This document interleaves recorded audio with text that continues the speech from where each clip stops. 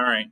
So this one I've already got kind of written out, but basically we start with this equation, negative qx plus p equals r, and we're asked to solve for x. So I need to move stuff away from the x. Well, I can move the q away, or I can move the p away. The p's easier, so what I'm going to do is I'm going to subtract p. Whatever I do on one side, I got to do to the other. When I subtract p here, these p's cancel, and I'm left with just qx, or negative qx, is equal to r minus p. I want to get the negative q away from the x.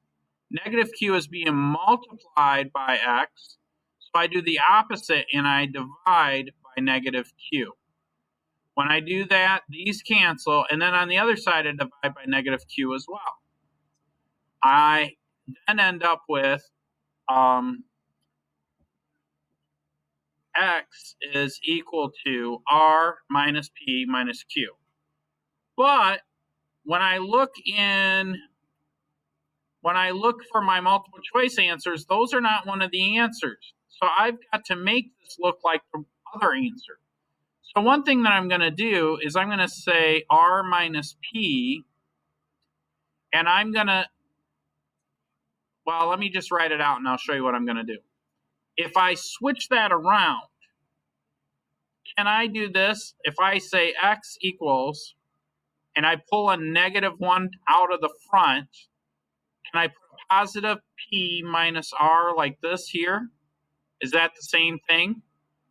Because negative 1 times p is negative p, and negative 1 times negative r is positive r. And then I'm going to do the same thing on the bottom. Can I say negative 1 times q?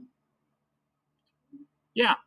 Now what that lets me do is negative 1 divided by negative 1 is just positive 1. So then I get, for my final answer, x is equal to p minus r all over positive q. And that is the end of it.